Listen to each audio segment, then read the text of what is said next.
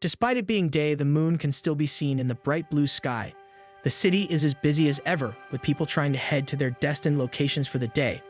A girl inside the train excuses herself bumping into other passengers since she needs to get down at her stop. Yui notices her struggling to get out, so she gets into the girl's space to assist her, telling the girl to go ahead. With heart in her eyes, the girl expresses her thanks and manages to get off the train. The door closes and the girl inhales and exhales deeply, glad that the entire ordeal is over. Inside the train, two girls are whispering about Yui as they gush because she looks cool. They wonder if Yui is single and briefly consider asking her out. They assume Yui is a male, but when they see her full form, they notice she is wearing a skirt. Outside of the school, a girl is trying to hand Yui a present. She is shy and trembling as she urges Yui to accept her gift.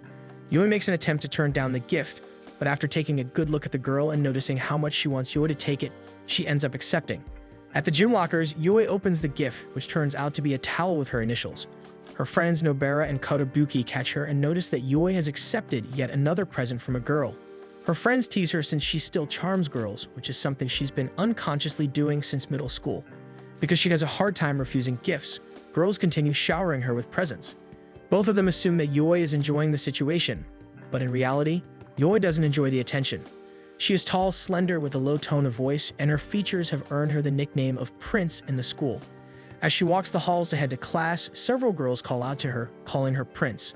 Kotobuki expresses that their excitement is valid since Yui is way more appealing than most of the guys in their school. She recalls Yui's heroic feat last year during field day, where she helped a girl who fell. Yui carried the girl to the finish line and still placed first. She continues to compliment Yui, saying that Yui is like a hero straight out of a romance novel. Yui wonders about being a hero. Two female students await by the corner to catch a glimpse of Yui. They notice the other girls, so Yui decides to take a detour. Yui walks around, and as she exits a building, spots a handkerchief on the ground. She calls out to the student, personally handing the handkerchief back. The students swoon over her appearance as Yui abruptly leaves. As she jogs away from the crowd, she thinks deeply about how people seem to consider her more as a hero or prince instead of a girl. She doesn't blame them, having accepted that this will be how she is treated due to her looks. Suddenly, she is shocked when Kohaku jumps from above, landing in front of her. Unable to react in time, Yui ends up on the ground. Kohaku apologizes and asks if she is okay. Kohaku observes her closely and cups her face, remarking how beautiful she looks. He then realizes that Yui might actually be a boy, which disappoints Yui.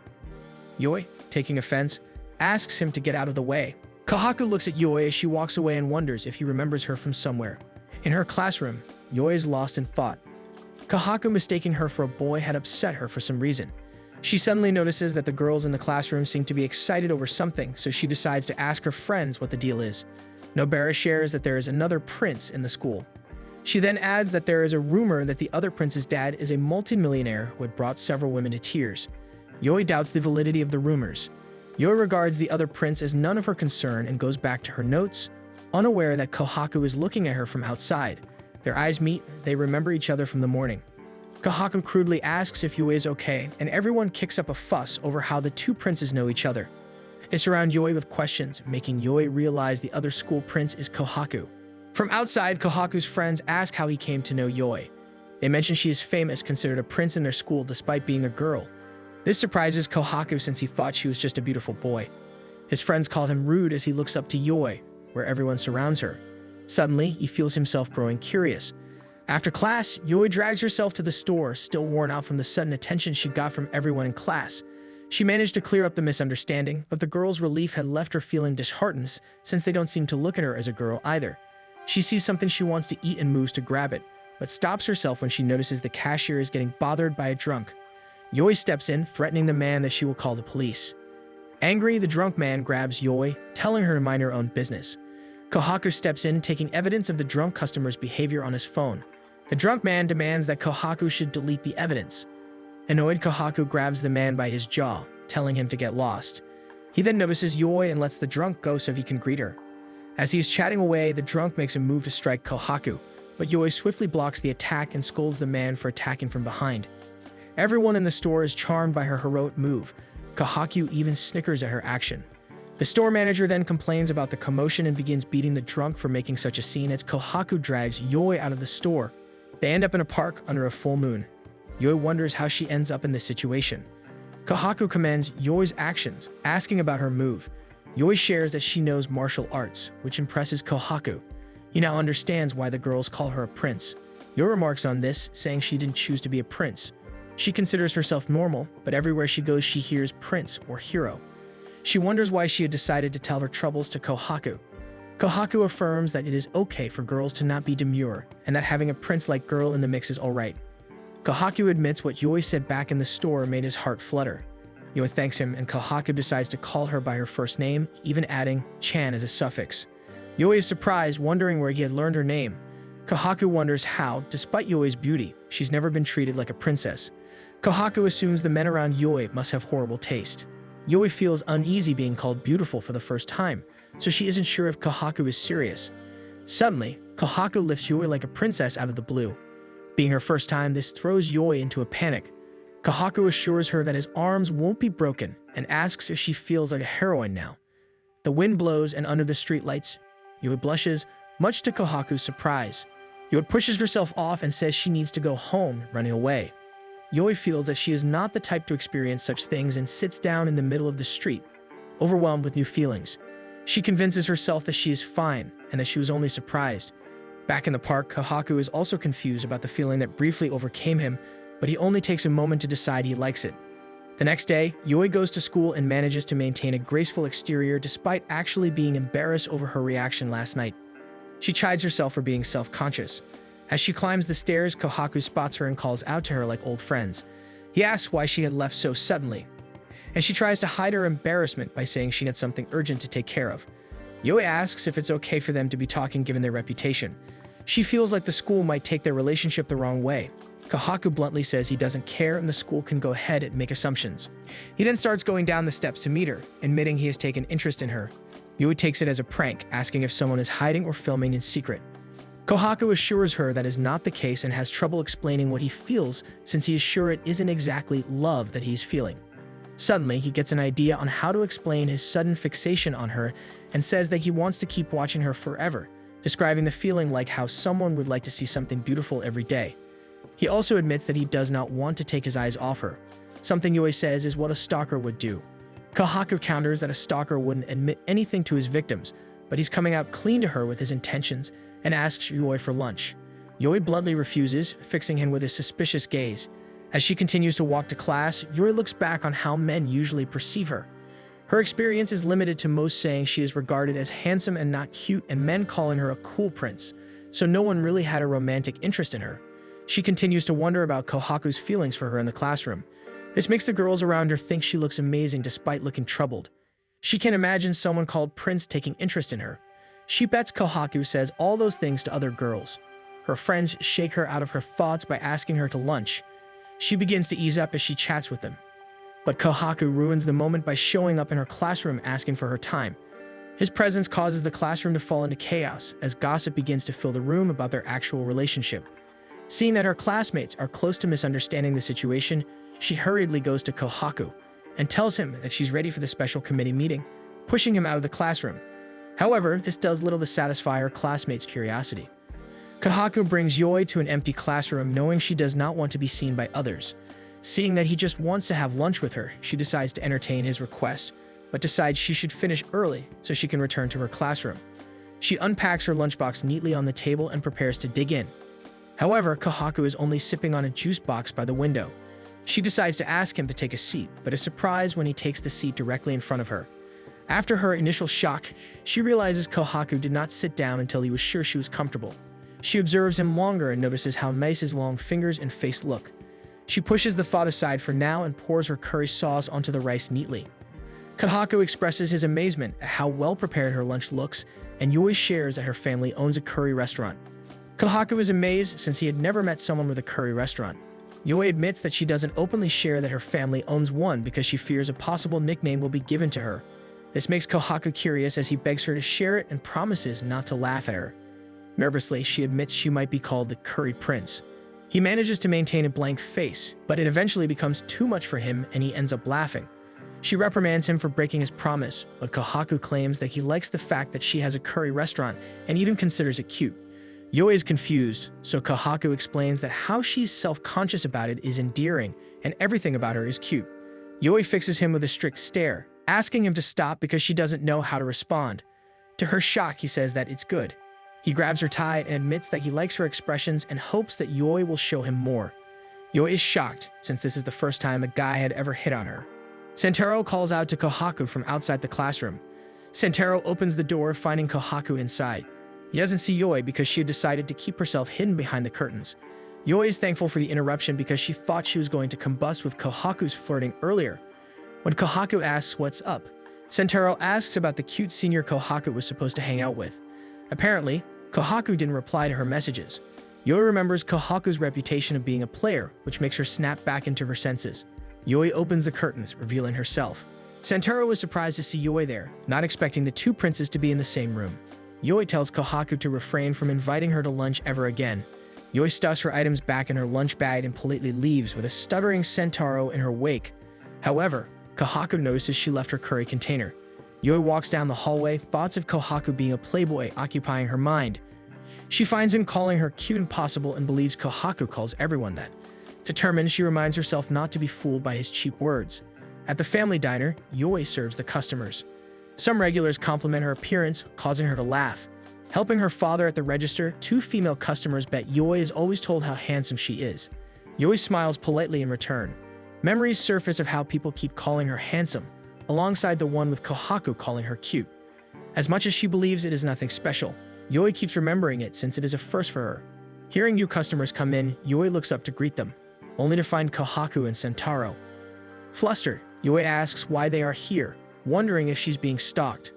Kohaku dispels her fears, handing over the curry container she left earlier. Kohaku and Sentaro enter, and Yoi announces their arrival to have seats prepared. Yoi's father upgrades their curry plates after finding out they are from Yoi's school. Yoi asks Kohaku if he's telling everyone that her family runs a curry place.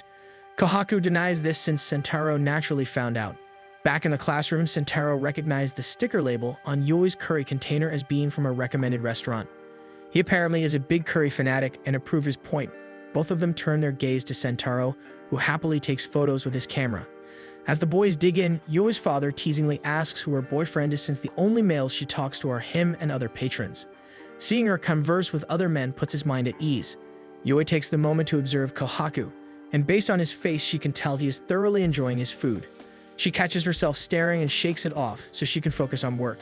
Completely full, Kohaku wants to sleep while Sentaro prepares to go home to write his food review. Sentaro settles the bill and gives his social media account right before he leaves.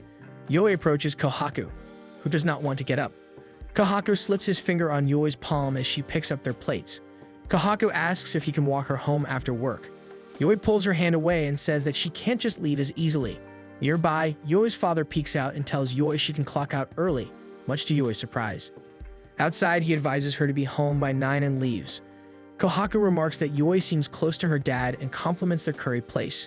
They walk together, and Yoi decides to satisfy her curiosity. She asks about Kohaku's supposed hangout with their senior. Kohaku says he declined since returning the curry container is more important. Yoi said he could have returned it another day, and breaking a promise with a woman is not good. Kohaku smiles and explains that Yoi's personality is very fitting for a prince. Kohaku then apologizes for upsetting her during lunch. He had intended to visit her to set things right, but he noticed he had only annoyed her further. Taken aback, Yoi tries to explain that she isn't mad, but she finds herself at a loss for words. Suddenly, a heavy downpour falls on them. Kohaku tells her to run and follow him and leads her to a big home. Yoi soon learns that this is actually Kohaku's place, and he is inviting her in so she won't catch a cold. Drenched, Yoi takes Kohaku's old clothes to change into. Looking around, Yoi asks about the grand house, and Kohaku replies his grandfather is the president of the company. While changing, Yoi remembers Nobara mentioning the same thing. However, Kohaku doesn't carry himself like a rich person, and even eats food a regular student would eat. Yoi exits the bathroom in Kohaku's clothes, naturally looking good on her. Kohaku steps forward while complimenting her looks, and Yoi blocks him with his self-defense stance. Kohaku tells her to relax because he is just going to make them some tea. Yoi looks around again and wonders if they are alone. She wonders out loud if the school calls Kohaku a prince because of his wealth. Kohaku finds the reason for his moniker dumb. He wants to stay low-keyed in school and explains that he had declined the invitation from their senior earlier because he had never agreed to hang out with her in the first place. Yoi realizes she was under the wrong assumption earlier. Embarrassed, she bows deeply in apology since she jumped to conclusions. Kohaku lightly brushes it aside, but Yui corrects him, saying she doesn't have experience with men, and that causes her to be uncomfortable.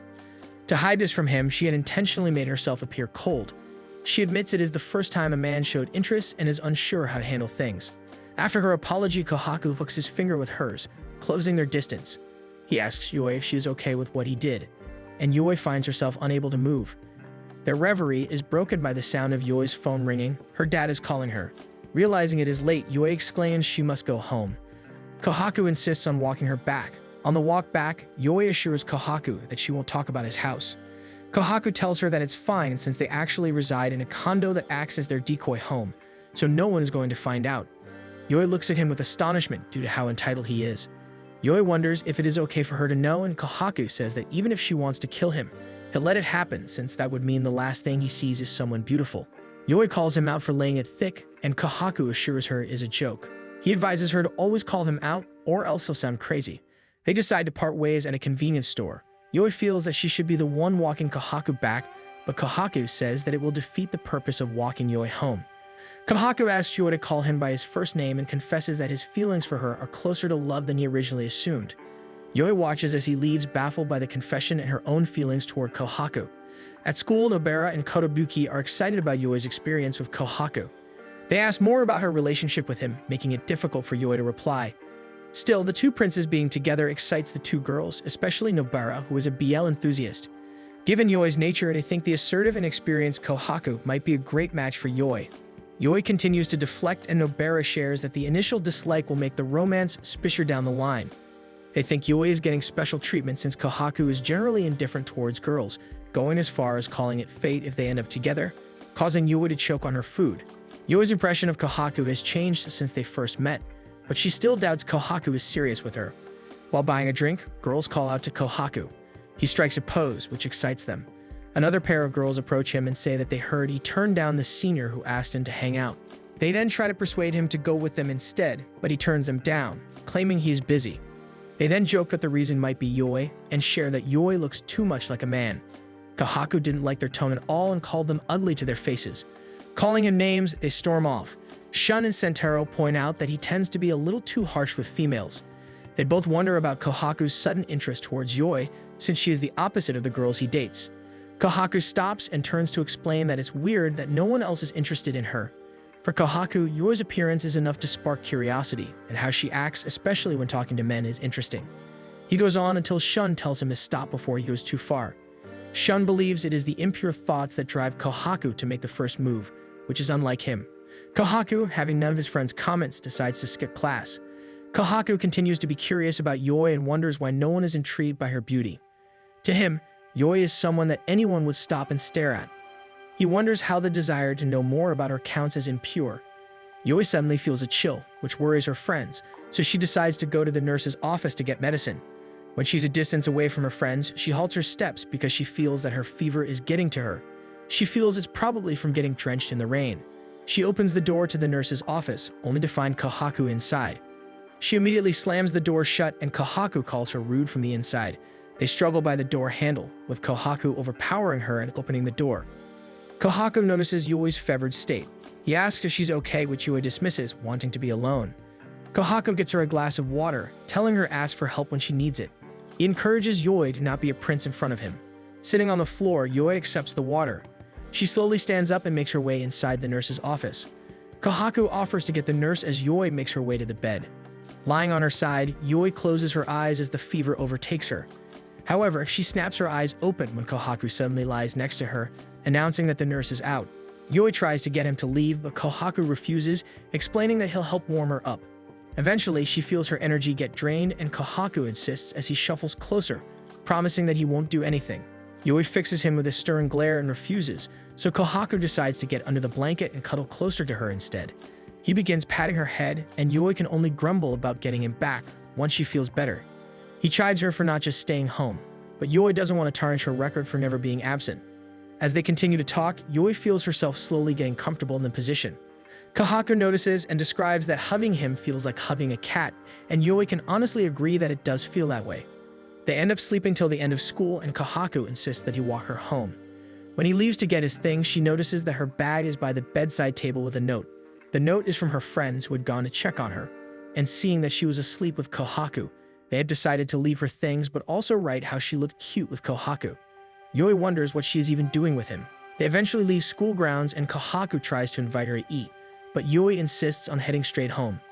She suddenly feels like she's getting used to walking home with him, then Kohaku takes her by surprise by admitting that Yui is comfortable to sleep with. Yui feels uncomfortable with the declaration, but Kohaku insists it's an essential part of finding a soulmate, which makes her think about her conversation with her friends. Curious, Yui asks Kohaku's idea on fate, to which he invites her to test if they are fated for each other by dating. He is about to take his offer back and play it off as a joke, but Yui surprises him by accepting. Yui expects Kohaku to take her suggestion as a joke, but as she observes him, he seems to be seriously considering it. Kohaku then asks how far they plan to go with the experiment, explaining that if they don't go that far, then it would be no different than just being friends. Yui is shocked, only then realizing that she suggested something she isn't actually ready for. Flustered, she asks Kohaku to give her some time to rethink her suggestion. Completely embarrassed and confused by the situation she put herself in, Yui turns and runs off in a different direction. The next day, she tells her friends about the experiment she suggested to Kohaku. She regrets her words because she had honestly thought he would just take it as a joke. She feels frustrated with herself because she always seems to play right into his hands. This time, she had wanted to turn the tables by making the first move. Instead of making Kohaku flustered, however, she ended up being the one completely thrown off. While thinking about how she somehow ended up in a situation that looked like she was dating him, her friends notice how girly she suddenly seems. They tease her about the change, but also reassure her that the situation isn't a bad thing, even suggesting that maybe it's something meant to be. As Yui mulls over the idea of fate, she suddenly hears a commotion among the girls. To her horror, Kohaku appears by the open classroom window and casually asks to talk to her. She overhears her classmates immediately starting to make assumptions. With a menacing aura, Yui stands up, making it clear that she intends to have a serious conversation. Out in the courtyard, she tells Kohaku to stop visiting her classroom and questions why he brought extra people with him. His friends, Sentaro and Shun, introduce themselves, while Yui calls out her own friends, who were eavesdropping behind the bushes. Kohaku approaches the girls and they introduce themselves. He pats both of them on the shoulder, claiming he's already memorized them, only to get their names wrong. Finally getting back to the point, Kohaku asks Yui if she's thought about the idea of them dating, immediately sending their friends into a frenzy. Yui admits that she did think about it and pulls out a contract she prepared, surprising everyone as she begins to read it aloud. It seems that Yui is agreeing to the relationship, but the number of off-limits rules she sets makes the arrangement feel stiff. The boys ask her friends if Yui is always this strict, and the girls admit that she is. After Yui finishes reading the contract, Kohaku asks why she didn't simply take back her words. With confidence, Yui answers that she hates giving up, a response that makes Kohaku fall for her just a little more. Smiling, he offers his hand to seal the deal, and the two shake on it. Their friends are left stunned as the scene looks less like the start of a relationship and more like the beginning of a battle. When the bell rings, the group prepares to head back to class.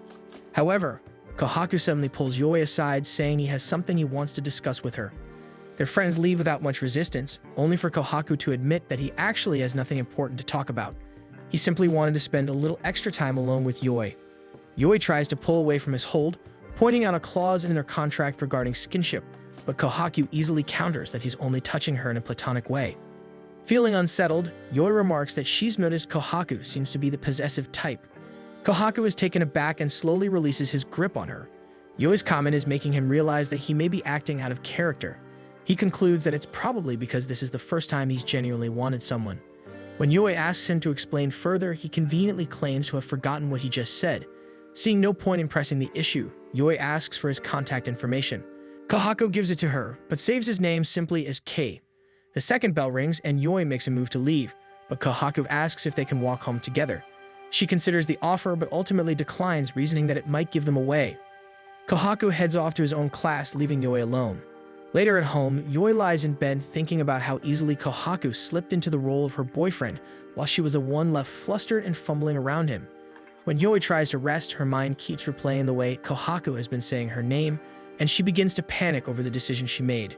The memory of Kohaku admitting that he wants her lingers in her thoughts, causing her to blush. Kohaku is out eating with his friends when his phone suddenly chimes. As soon as he checks it, he nearly chokes on his food and quickly apologizes for startling everyone at the table. Meanwhile, Yui stares at her phone in disbelief. She has just sent a message to Kohaku asking him out on a date for the weekend. She tries to convince herself that things like fate are something a person chooses for themselves. On the day of their date, Yui arrives at their agreed meeting spot early.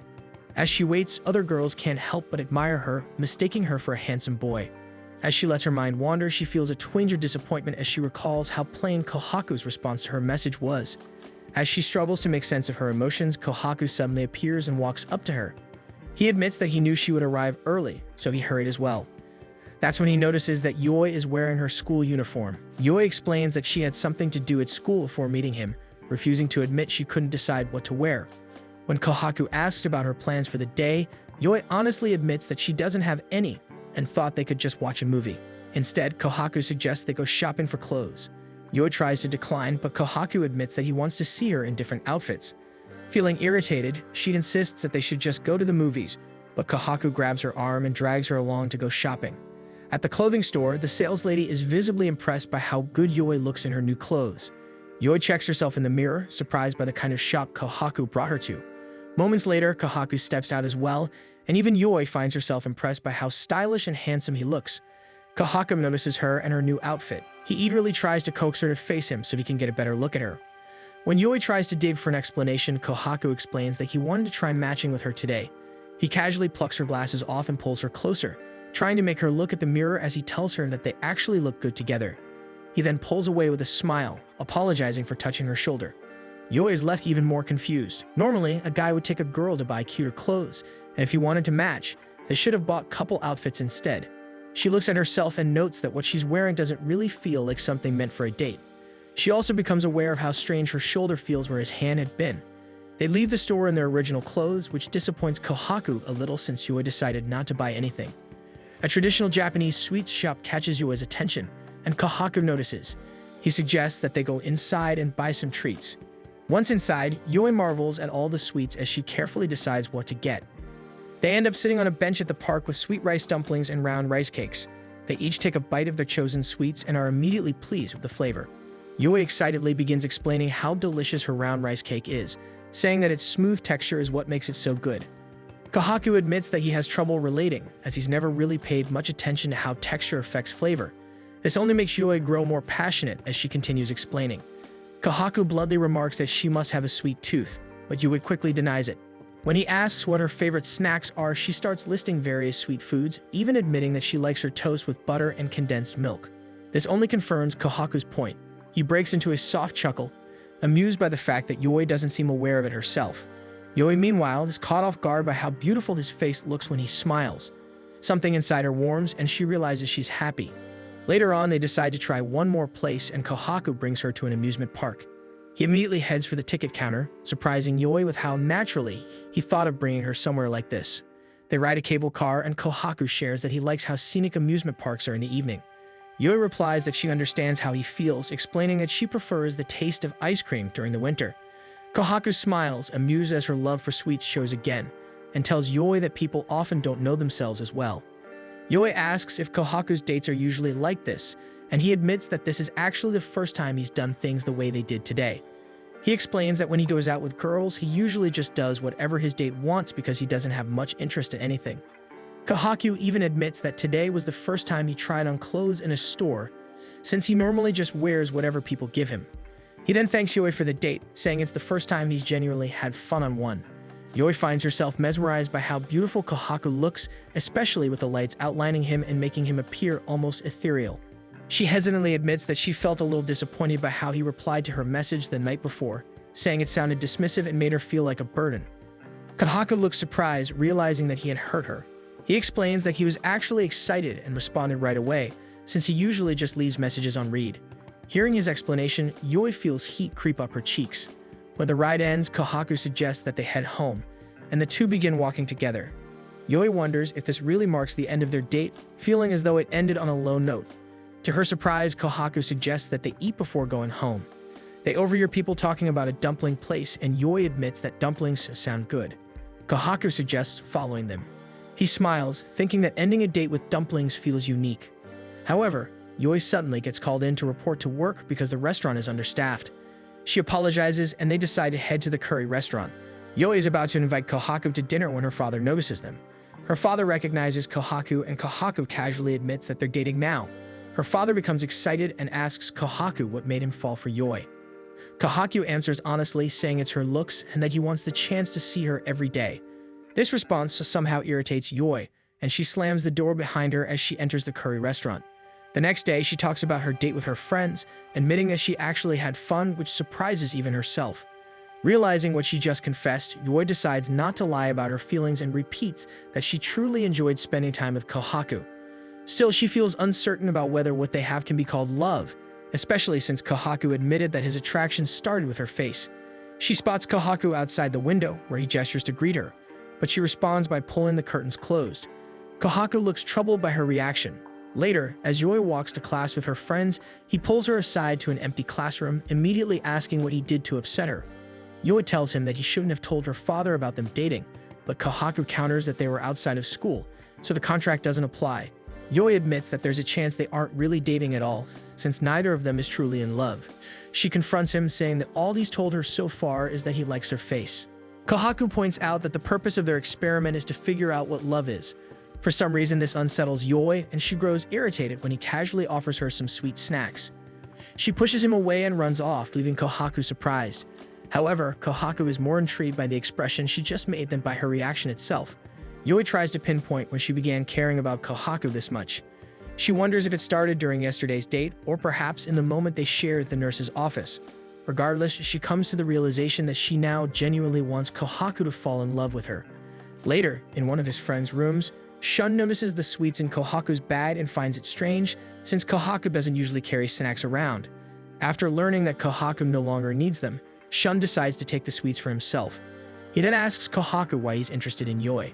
Kohaku disappoints him at first by saying that he's mainly attracted to Yoi's face. Still, he admits that he doesn't fully understand his own feelings either, but he's noticed that he can't seem to look away whenever he sees her. Thinking about it further, Kohaku adds that even if Yoi were a boy, he believes he would feel the same way. As Kohaku calls himself a Yoi enthusiast, Sentaro suggests that what he's experiencing might actually be love at first sight. Kohaku considers this possibility and asks his friends whether he's always gushing about Yoi. Shun clarifies that it's not that he gushes. They feel ignored more often whenever Yoi is involved. Sentaro adds that Yoi is very different from the girls Kohaku usually dates, which makes him think Kohaku may actually be seriously in love. When Kohaku asks if they're certain about that, both friends admit they don't have much experience with love themselves, but they believe Kohaku will figure it out in time. Meanwhile, in her room, Yoi agonizes over her earlier outburst toward Kohaku, realizing how pathetic she must have sounded. She worries that he might think poorly of her now and wonders if she should have acted cuter instead, since she is female and his girlfriend. In the end, she resolves that she will apologize to him properly tomorrow. The next day, Yoi goes through her classes as usual, though something feels slightly off. By the time lunch arrives, she realizes that Kohaku hasn't come to pester her at all that day, and for some reason that bothers her. Her friends notice the annoyed expression on her face and tease her about it. Meanwhile, Kohaku is having lunch in his own classroom, which surprises his friends. More students begin crowding around him, urging him to hang out with them since he rarely eats with others. However, Kohaku is unwilling to move, claiming his leg is feeling off. Suddenly, someone tells Kohaku that Yoi is waiting to seek him at the door. The moment he spots her, he immediately stands up to meet her. His friends give him strange looks because he had been complaining about his leg hurting just moments earlier. When Kohaku reaches Yoi, he doesn't even try to hide the eagerness in his voice as he greets her. Yoi suddenly feels nervous, aware that everyone in the room is watching them. Noticing her discomfort, Kohaku pulls Yoi to a quieter, empty area of the school so they can talk privately. Yoi admits that she had been wondering whether what she said the day before had upset him. When Kohaku tells her that it didn't bother him at all, Yoi feels another wave of disappointment wash over her. Kohaku suddenly brings up gyoza, saying he's been craving it ever since their date, since they never got to eat any. When he invites her to have gyoza with him later, Yoi immediately agrees, telling him she can finish work by 7 p.m. Kohaku leaves after promising to message her later so they can go together. Yoi is surprised at herself. She had been feeling down earlier, but now she feels happy that Kohaku asked her out to eat. Later that evening, Kohaku brings her to a nearby gyoza restaurant and even recommends which dish she should try, since he frequents the restaurant. After they place their order, Yoi admits that she's a little nervous because she doesn't eat out very often. Kohaku shares that he eats at restaurants frequently since he doesn't know how to cook at all, even mentioning that he can never boil rice properly. This reminds Yoi that she recently learned he lives on his own. She was about to ask him more about it when Shun and Sentaro suddenly spot them and greet them as they walk into the restaurant. They immediately start teasing Kohaku, then ask if they can join them, since Sentaro had been hoping for a chance to talk to Yoi. Kohaku refuses, which surprises Yoi. As Shun drags Sentaro away, Yoi is still trying to sort out her feelings about what Kohaku said. Then Shun calls out to her and apologizes for eating the snacks Kohaku had bought for her. Yoi is surprised all over again upon realizing that Kohaku had bought something for her, while Kohaku looks annoyed at his friends for meddling. Soon after, their food is served and Yoi's eyes light up at the spread before her. Still, she can't help but feel self-conscious under Shun and Sentaro's lingering gazes. Noticing this, Kohaku decides to sit closer beside her, effectively blocking his friend's view of her. Kohaku scolds them for staring at her, and Yoi feels overwhelmed by how close they are. Kohaku asks if she's okay. She tells him that she is, but admits she's nervous because she isn't used to being this close to a man. She feels embarrassed about saying this out loud, but Kohaku confesses that he's feeling nervous too. Smoothly, he takes her hand beneath the table. At that moment, two girls enter the restaurant and begin gossiping about them, assuming they are a gay couple because of Yoi's masculine appearance. Startled, Yoi quickly pulls her hand away and turns her face away from him, insisting that they should eat before the food gets cold. After the meal, they walk home together with Kohaku slightly ahead of her. He tries to make small talk about the Gyoza place, and although Yoi responds at first, her thoughts immediately drift elsewhere. She knows that what she did back in the restaurant could have strained their relationship, yet Kohaku seems to be acting completely normal. She wonders if she's just overthinking everything. Kohaku turns to face her and admits that he's been thinking about his feelings ever since she confronted him the day before. Scratching the back of his neck, he confesses that he isn't sure about his feelings himself and apologizes. Yoi refuses to look at him, a frown forming on her face as she feels a quiet sense of disappointment at his answer.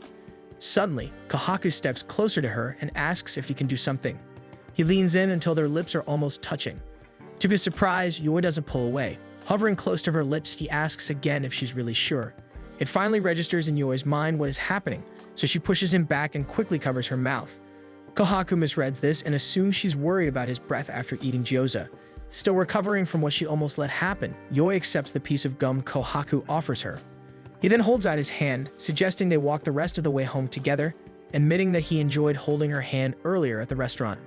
To hide how she really feels, Yoi pretends to be annoyed, reminding him that they agreed not to do overly romantic things during their experiment. Kohaku points out that she seemed ready to let him kiss her just now, which makes Yoi snap back that she was only frozen in shock. She then complains that it makes no sense for him to hold her hand when he isn't even sure about his feelings for her.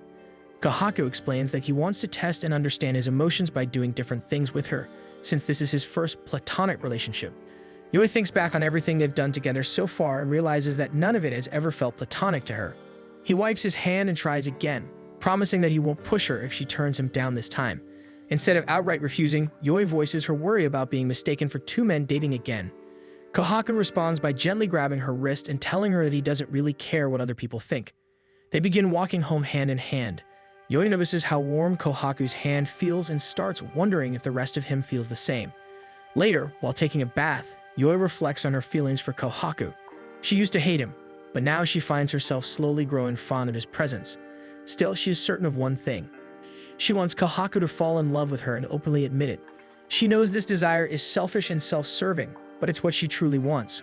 When she finally steps out of the bath, her sister notices her. Her sister tries to talk to her, but Yoi is too lost in thought, wondering whether or not she should message Kohaku. She hears her sister ask if she has a boyfriend, which causes Yoi to drop her phone. She quickly corrects her, insisting that she and Kohaku aren't official yet. Yoi's sister gives her a knowing smile and remarks that she could tell something was different, noting how Yoi has been acting lately. She also points out that Yoi's expression has become much softer. Yoi reflects on this and realizes that her friends had noticed the same thing. Her sister leans in closer and asks what kind of person Kohaku is. Yoi explains the basics, mentioning that he is a year older than her. She adds that he also shares the same nickname as the school's prince. Her sister is surprised that there is a boy with that title and wonders if Kohaku must be a gentleman. She concludes that a well-mannered prince would be a good match for Yoi, and that his taste in girls must be excellent. Yoi doesn't say it aloud, but she doesn't really see Kohaku as prince-like at all. Still, she admits that some of the things he said earlier did sound like something a prince would say. Meanwhile, Kohaku stares at his chat thread with Yoi, thinking back to their almost kiss. He smiles to himself, realizing that if Yoi hadn't stopped him, he would have kissed her without hesitation. The next day in the locker room, Kohaku and his friends spot Yoi. Shun is the first to greet her, but Yoi finds herself unable to face Kohaku. She makes up an excuse about needing to do something and rushes off, much to Shun and Sentaro's surprise. Later, Yui cautiously moves around the school, trying not to run into Kohaku, but he notices her behavior. He manages to catch up to her and gently confronts her about it. Yui refuses to admit that she's avoiding him because she can't face him. While she's caught in her thoughts, Kohaku reaches out to pick something from her neck, but Yui instinctively swats his hand away. He shows her that it was just a strand of her hair, and Yui feels embarrassed by her reaction. Kohaku asks if she thought he was going to try to kiss her again. He tells her to relax, assuring her that he won't do anything she doesn't want. This makes Yui pause because she isn't actually sure that she would dislike it if he did kiss her. Realizing she isn't entirely against the idea, she reaches out to stop him just as he's about to leave. She looks like she's about to confess something, but they suddenly hear her friends calling for her. She quickly excuses herself and runs toward them. When she reaches Kotobuki, she collapses into her arms, making her friends worry that she might be sick. Yui agonizes over her own feelings. She has never felt this overwhelming surge of hope before, and it unsettles her since she doesn't want to fall in love with him. Meanwhile, Kohaku is equally shaken. His heart had raced the moment Yui reached out to him with that hopeful look. He tries his best to compose himself, amazed that Yui can stir such a reaction from him. Later that evening, a student named Takudo calls Yui's diner to inquire about the part-time position. During their PE basketball class, Yui impresses all the girls with her skills. Her friends watch from the sidelines, joking that her princely powers have fully activated. Throughout the day, they can't help but notice that Yui seems even more perfect in her prince role than usual, to the point that they feel something must be going on. At lunch, while Yui is lining up to get a drink, her friends decide to ask if something is wrong. Yui is confused at first, but then overhears another student mention gyoza. The word immediately reminds her of her near kiss with Kohaku, and she quickly excuses herself. Her friends are now convinced that something definitely happened. She ends up in the courtyard where she notices some girls struggling to retrieve a shuttlecock. Yui effortlessly reaches up to get it for them. This princely act draws the attention of nearby students who begin gossiping about her, especially her male-like appearance. For a moment, Yui feels a familiar sense of normalcy return, but when she overhears girls talking about Kohaku, she immediately starts blushing again, painfully aware that something inside her has truly changed since meeting him. She starts lightly hitting her own head, trying to shake the thoughts away, and even wishes she could erase the memories from his mind as well. Meanwhile, Kohaku is having lunch on the rooftop with his friends. They wonder aloud why he hasn't gone to bother Yui and speculate that he must have done something to upset her again. Kohaku acknowledges their question but admits he isn't sure if he actually upset her or not. He recalls their last meeting and can't help but wonder what might have happened if they hadn't been interrupted. He realizes that this is the first time someone has occupied his thoughts for this long. He reflects that dating used to feel much simpler in the past, even when it ended in heartbreak. He would move on quickly or lose interest just as fast, simply finding someone else to entertain him. But with Yui, he feels unusually sentimental. As he continues thinking about her, he finds himself getting strangely excited, only to be snapped back to reality when his friends remind him that lunch break is almost over. By the time school ends, Kotobuki looks a little disappointed that Kohaku never showed up, though Yui insists that it's actually a good thing. Nobara then points out that Yui tends to act less princely whenever Kohaku is around. This makes her friends realize that Yui's extra prince behavior today is likely because Kohaku wasn't there, since she becomes noticeably more girly in his presence. Yui snaps at them, which surprises even herself, so she quickly apologizes, and her friends apologize back for crossing a line.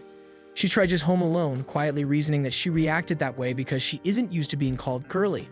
Being called something other than a prince suddenly feels embarrassing and foreign. She admits to herself that she had been hoping Kohaku would do something yesterday, but immediately hits her head again to shake the thought away. She recalls her older sister saying that someone more prince-like than her might make a good match and wonders if that could be true. Then again, this is also the first time a man has ever shown interest in her, so maybe she only sees him as a good match because he is available to her. If that were the case, then perhaps she would be fine with anyone who showed interest in her, not just Kohaku. Suddenly, Takudo steps out of the curry restaurant. Their eyes meet for a brief moment before they exchange a respectful bow. Takudo then walks off in another direction, leaving Yui wondering if she has met him somewhere before. The next day, while studying in the library for a class, Yui's friends talk about hanging out after school. Yui declines, explaining that she asked for extra hours at work so she can stay busy and distracted. Soon after, a teacher asks the librarian if his class can also use the library. When permission is granted, murmurs spread among the students as they notice it is Kohaku's class.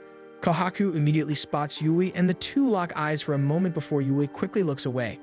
Her friends tease her, while Kohaku's friends rib him about seeing Yui again after so long. Shun tries to convince Kohaku to go talk to her, but Kohaku decides it's better not to bother her while she's studying. Noticing him begin to walk away, Yui glances in his direction, finding it strange that he doesn't try to approach her. She tells herself to focus, reminding herself that she was the one who set the rule that he shouldn't disturb her at school.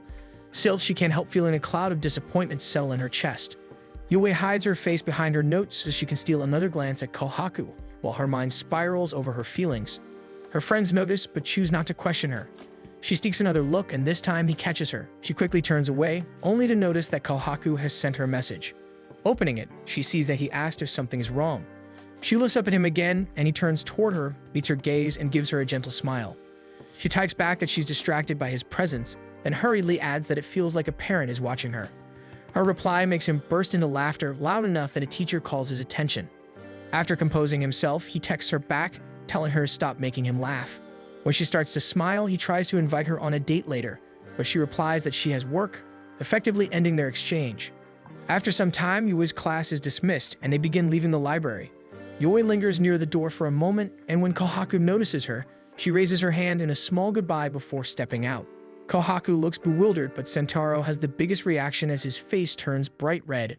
Kohaku scolds him loudly, and the commotion is heard by Yue and her friends outside. Yue turns back just in time to catch Kohaku smiling before silently mouthing to her that they'll go out another time. Yue is stunned as warmth spreads across her chest, and she quietly admits to herself that she likes Kohaku's sweet smile. After school, during her commute home, Yue checks her message thread with Kohaku. He hasn't contacted her since the library. She remembers him saying that he isn't much of a planner, which makes her wonder where he even intended to take her. Her thoughts keep drifting back to Kohaku when she suddenly notices a girl a short distance away who looks visibly troubled. Yue is about to approach her, but a man beats her to it. Impressed that he noticed, she looks more closely and realizes it's Takuto, the same person who left her family's curry restaurant the other day. When Yue gets off the train, Takuto happens to disembark at the same station. Even more suspiciously, she realizes he's heading toward her family's restaurant again. As he opens the door, Yue's father is the first to greet him, but he's surprised when he sees Yue standing right behind Takuto. Takuto looks back and sees Yue looking panicked about the situation as she slowly offers a greeting. After things settle, Yue's father apologizes for delaying the introduction and formally introduces the two of them, explaining that Takuto is the new part-timer at the restaurant. Both Yue and her father are momentarily struck by Takuto's presence when he bows politely in greeting. Work begins, and Takuto easily charms the customers as he moves through the floor. The regulars teasingly remark that Yue's father must be starting an idol agency since he now has two handsome servers working for him. They also note that Takuto seems to live up to his last name, which means prince in Japanese. Yue watches him closely, and true enough, he does appear more traditionally prince-like than Kohaku. She then realizes that Takuto has forgotten to bring drinks to a table of girls. Before the girls can complain, Yue steps in and serves them herself, instantly winning them over with her demeanor. Takuto apologizes, but the girls cut in to say how good he and Yue look together, joking that it feels like they're being served by two princes. Yue handles the compliment smoothly, while Takuto quietly continues to observe her. Later in the supply room, Takuto approaches Yue and asks about her nickname. She explains that people often mistake her for a guy because of her masculine appearance. Takuto admits that he understands the feeling since people frequently tease him about his last name and expect him to be dependable. Because of that, the prince nickname has caused him trouble since he actually makes plenty of mistakes. Yue insists that he truly lives up to his name, reminding him that she saw him earlier step in to protect a girl from a man who seemed ready to harm her. Takuto is visibly taken aback by her words. Suddenly, he tells her that he has always thought of her as a pretty girl, not a prince. Yue freezes for a moment. The comment reminds her of how Kohaku called her beautiful during their first meeting, and she feels her face heat up.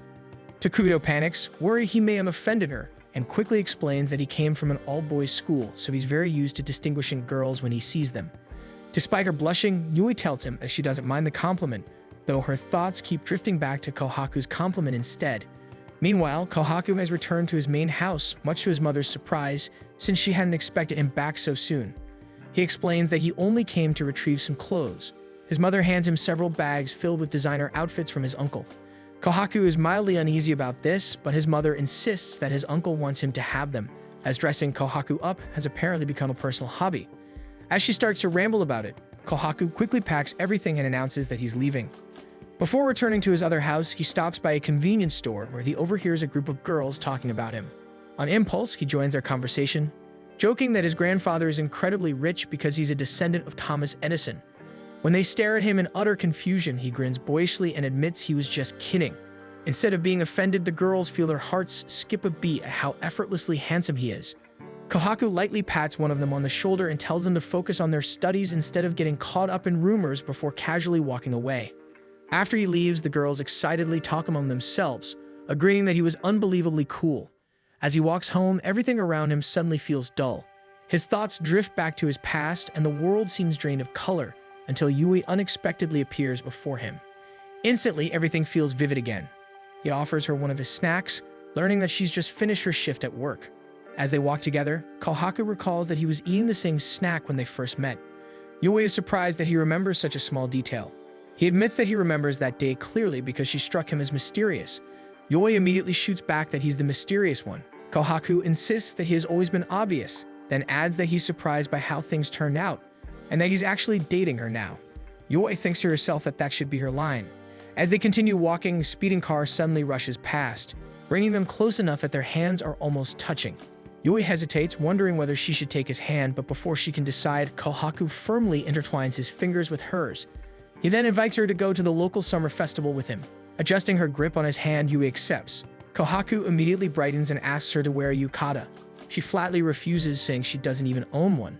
Undeterred, Kohaku begins scrolling on his phone, apparently looking for auctions online. Yui reaches out to grab his phone in protest, but Kohaku catches her hand instead, smirking as he tells her he's just kidding because she already looks good in anything she wears. Yui shoots him an accusatory look and calls him a flirt. They start bickering playfully as they walk. Their hands remain linked as they continue home together. Yui quietly begins thinking about what she should wear to the festival while also remembering that their experiment won't last forever. She wonders what will happen to them when it ends. One day, Yui tells her friends about her plans to attend the summer festival with Kohaku. They're shocked at first but quickly become excited and genuinely happy for her. Yui tries to invite them to come along, but they immediately decline, insisting that the summer festival should just be for her and her boyfriend. They then remind her that the trial dating period is almost over, which means Yui will soon have to decide what happens to their relationship afterward. Meanwhile, Kohaku and his friends are taking a short break from PE. They talk about their own summer festival plans when Kohaku casually announces that he'll be going with Yui. Sentaro looks slightly crestfallen upon hearing that Kohaku already has a date, and Shun points out that the trial dating period is nearly finished. Kohaku shrugs it off, saying he doesn't want to think about that right now.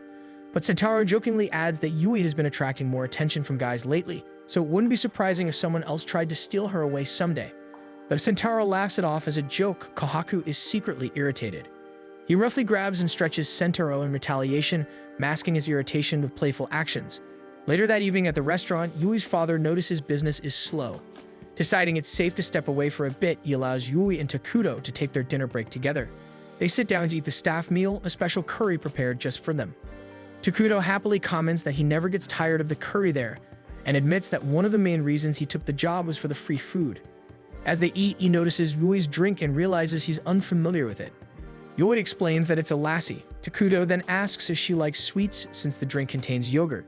Yui is about to deny it out of habit, but then remembers that Kohaku once pointed out her sweet tooth. So instead, she awkwardly admits that she recently discovered she does, in fact, like sweets. Takuto finds her phrasing amusing and calls her interesting before returning to his meal. After a brief pause, Yui shyly asks whether yukatas are something men like seeing. Takuto looks surprised by the question. Yui quickly tries to cover herself, claiming it's actually her friend who's worried about how she might look in one. Takuto considers this before answering honestly. He says that personally, he'd feel happy if a girl dressed up for him at a festival. He adds that most guys would probably feel the same since it's the effort that makes it special. Blushing slightly, Yui thanks him for the advice and promises to tell her friend what he said. Takuto decides to shoot a shot and asks Yui if she's planning to go to the summer festival with someone. Yui turns to him in surprise, but before she can answer, her father returns, startling both of them. She's secretly grateful for the interruption, unsure of how she would have responded. Her father then reveals that he picked up some customers during his walk, and to Yui's shock, Kohaku and his friends walk into the restaurant. She questions why they're there. Kohaku casually explains that Sentaro was craving curry, though he personally thought coming might upset her. Then he notices Takuto and steps closer, eyeing him, and asks Yui when a good-looking guy like Takuto started working at the restaurant. Yui immediately scolds Kohaku for bothering him, explaining that Takuto is their new part-timer before guiding Takuto back behind the counter. Kohaku's friends each place a hand on his shoulder and dramatically remark that love is fleeting before heading to their seats. Kohaku brushes it off at first, but then realizes that Takuto's presence genuinely bothers him. Earlier, he had seen Takuto through the restaurant window. He'd also noticed how unusually shy and happy Yui looked while talking to him. When Yui comes to take their order, Kohaku can't stop staring at her. She eventually asks what his problem is. Breezily, he replies that she's too beautiful not to stare at, stunning not only Yui but nearly everyone within earshot. Later, as Yui relays the order to the kitchen, Takuto notices something near her ear. As Yui struggles to find it, Takuto reaches out to gently wipe it away, realizing it's yogurt. Yui and Takuto quickly figure out it must be from the lassi she drank earlier. Seeing them so naturally in sync makes something twist uncomfortably inside Kohaku, so he suddenly knocks over his water to stop them from conversing. Yui rushes over to clean it up, and Takuto watches the scene closely, sensing tension. As Yui bends to wipe the spill, Kohaku places his hand over hers and quietly admits that he spilled it on purpose. Yui stiffens, then quickly stands, fighting down her blush. She demands that he come outside to talk to her.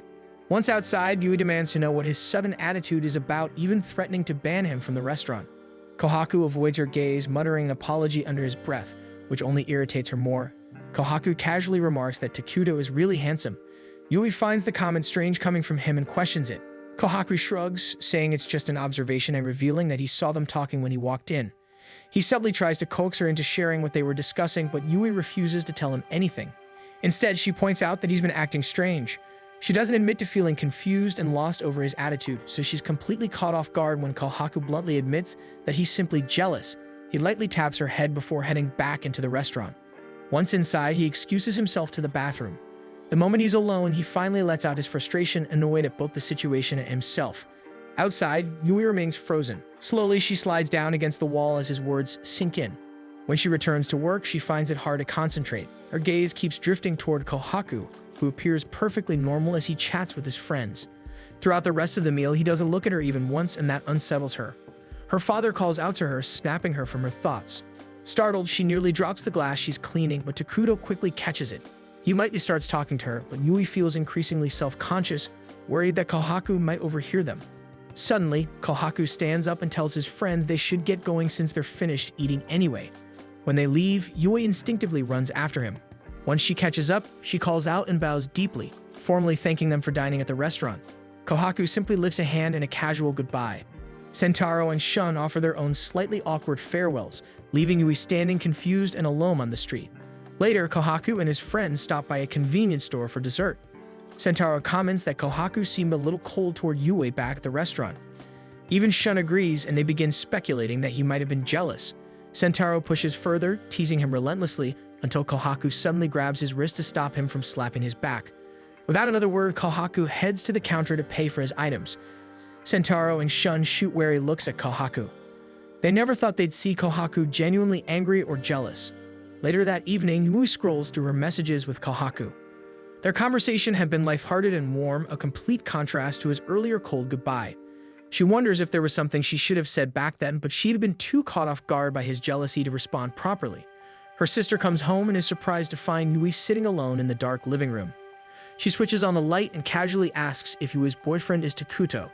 Yui quickly denies it, which shocks her sister because she had only assumed it was him since Yui mentioned her boyfriend was also called Prince and Takuto's surname coincidentally means prince. Irritated, Yui explains that she isn't even officially dating the guy she's seen because she still can't fully trust him. She describes Kohaku as someone with a shifty personality, comparing him to a fox. This puzzles her sister, who thought Kohaku was supposed to be prince-like. Yui admits that neither of them is even sure about their feelings. She explains that although Kohaku has said he loves her, he always frames it around her looks. Her sister looks incredulous. She argues that there's nothing wrong with Kohaku falling in love with her appearance and that Yui is allowed to fall for him too. She emphasizes that dating isn't something to overanalyze, rather it's something you sometimes just have to go with the flow. She then questions whether Yui's heart flutters for people other than Kohaku. Since Yui doesn't answer, her sister gently tells her that while it's okay to be cautious, being too afraid might become her downfall. With that, she leaves Yui alone with her thoughts.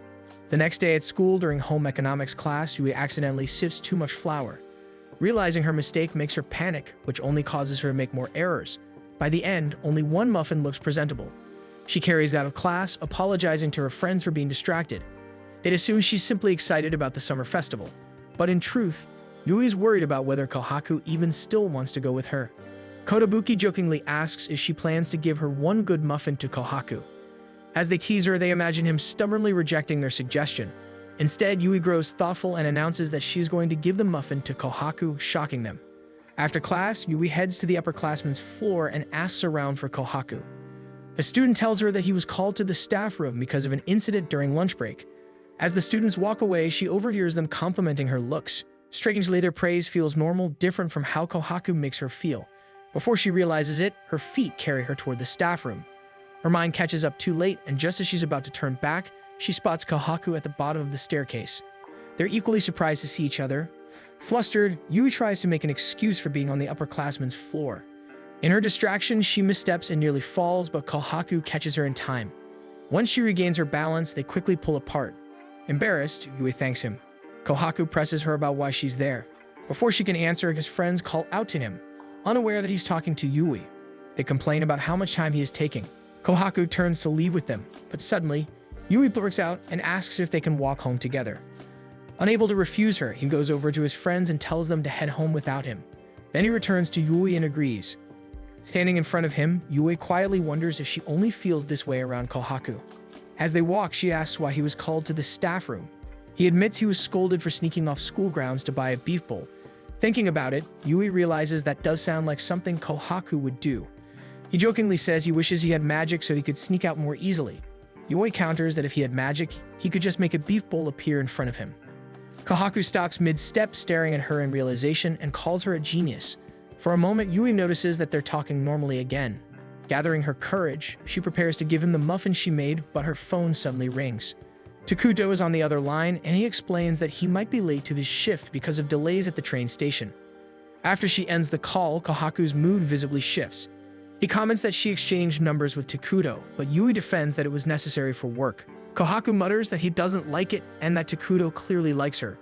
Yui argues that he doesn't, though Kohaku is pretty sure that he does. She decides to point out that Kohaku himself has plenty of girls' numbers in his phone. Without hesitation, Kohaku starts deleting the numbers in front of her. Yui protests, saying he doesn't have to do that. Instead, she asks him to stop announcing when he's jealous because she doesn't know how to respond to it. Kohaku suddenly raises his voice, snapping that he's not used to being jealous either. The moment the words leave his mouth, he realizes he shouted. He quickly apologizes and resumes walking. Yui stands there, watching his retreating back, and her sister's words echo in her mind. One day at the mall, Kohaku arrives to meet his friends, but only finds Shun waiting for him. Since Sentaro hasn't arrived yet, the two of them decide to pass the time window shopping. While browsing inside an eyeglass shop, Shun tries to casually ask about Kohaku's upcoming summer festival date with Yui.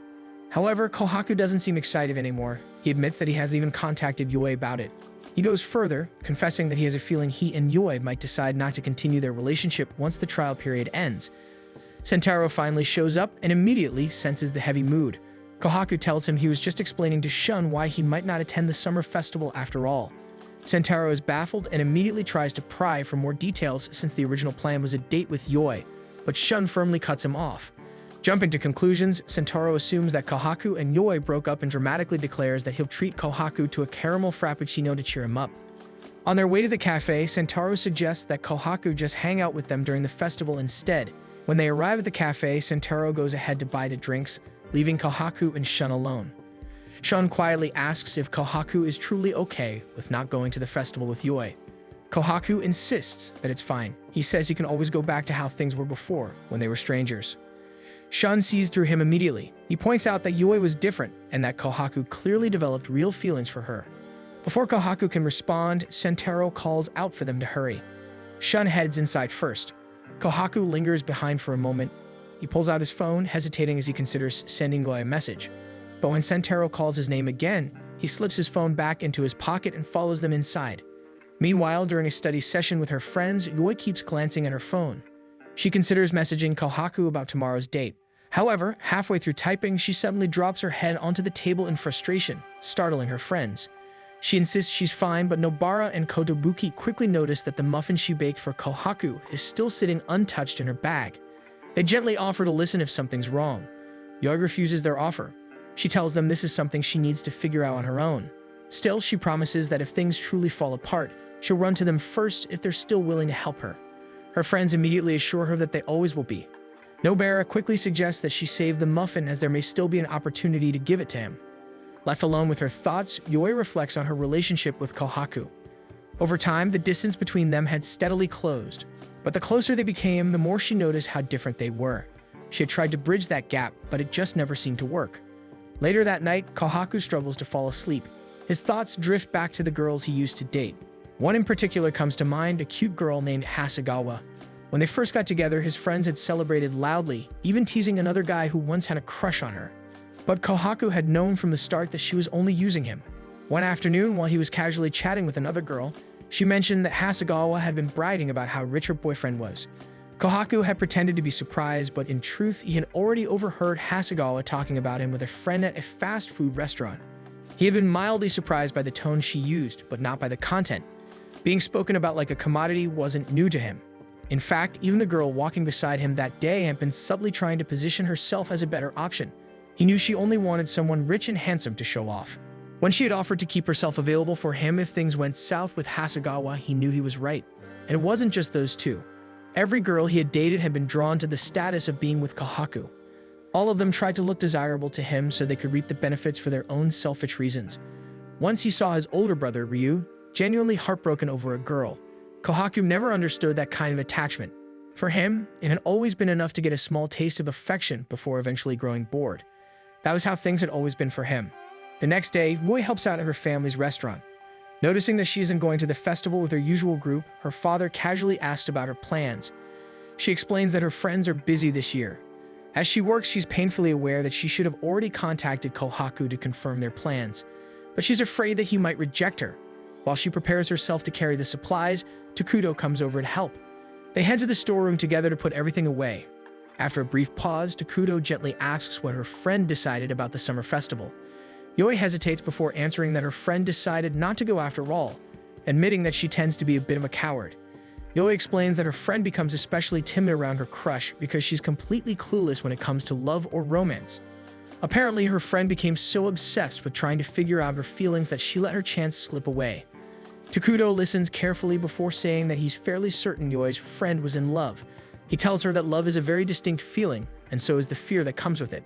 According to him, one clear sign is when you always manage to find the person you love in a crowded place. Yoi immediately thinks of Kohaku and how her eyes always drift toward him. How she somehow always ends up spotting him, no matter how many people surround them. And how he once said that people are usually the most unaware of themselves. Her eyes widen as she realizes that she's been in love with Kohaku this entire time. Without another word, she thanks Takuto, rushes out to the dining area, and tells her father she's heading out. Both her father and Takuto are left confused as Yoi hurriedly removes her apron and runs out of the restaurant. Once outside, she quickly calls her friends to ask if any of them have a yukata she can borrow. Unfortunately, none of them do. Then Nobara suddenly remembers writing an article about a kimono rental shop. She immediately sends Yoi the address. Without hesitation, Yoi starts running toward it. A few hours later, the sky begins to darken. Kohaku and his friends are already at the festival grounds. Sentaro is brimming with excitement, eager to enjoy everything the festival has to offer. Suddenly, a group of girls from another class approaches them.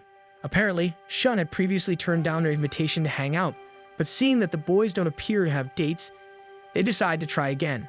Sentaro agrees almost immediately. Shun, however, glances at Kohaku, quietly checking in since he knows things with Yoi still aren't settled.